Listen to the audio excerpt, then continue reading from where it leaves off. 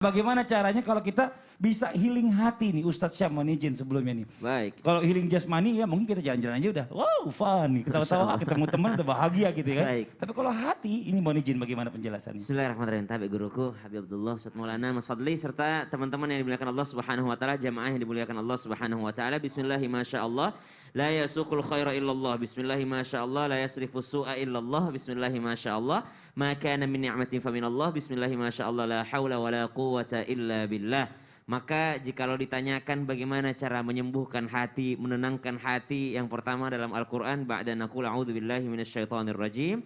Alladzina amanu wa tatma'innu qulubuhum bidzikrillah. Ala bidzikrillah tatma'innul qulub.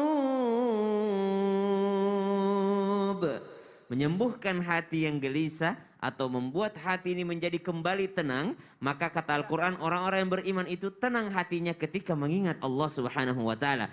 Maka sering-seringlah untuk berzikir, menyebut nama Allah Subhanahu wa taala dan mengingat-ingat Allah Subhanahu wa taala, termasuk diantaranya mengingat nikmat Allah Subhanahu wa taala yang telah Allah berikan kepada kita. Maka seringkalilah kita kalau healing bukan hanya jalan-jalan ke tempat orang-orang kaya pada ngumpul, tapi sekali-sekali jalan-jalan ke tempat orang-orang yang kurang mampu.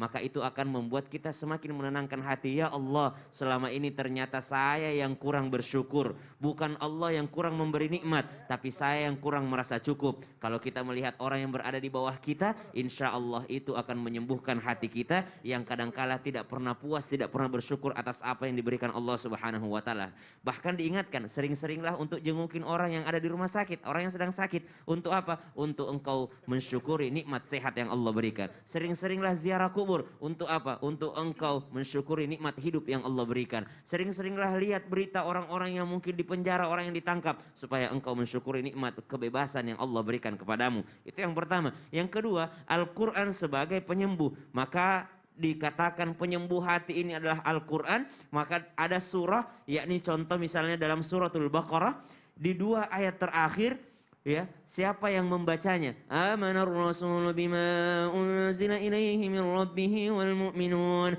kullun amana billahi wa malaikatihi wa kutubihi wa rusulihi la nufarriqu baina ahadin min rusulihi wa qalu sami'na wa ata'na ghufranaka rabbana wa ilaikal masir. Sampai akhir surah Al-Baqarah. Siapa yang membacanya di malam hari, Allah akan hindarkan daripada kesusahan, Allah akan hindarkan daripada segala mara bahaya, dan Allah hindarkan daripada kegelisahan hati. Jadi dibaca 2 akhir surah Al-Baqarah ini, insya Allah menyembuhkan hati kita daripada kegelisahan, kekhawatiran, daripada waswas. Kemudian membaca apa lagi? Perbanyak, yakni obat hati yang sering kita dengarkan lagunya, sering kita dengarkan syairnya. Yang pertama baca Quran dan maknanya, kemudian yang kedua sholat malam perpanjanglah, kemudian perbanyaklah berpuasa, berkumpullah dengan orang-orang soleh, zikir malam perpanjanglah. Maka ini semua adalah obat hati yang mana ketika kita mengamalkannya, maka Allah Subhanahu wa taala akan menanamkan ketenangan di dalam hati kita,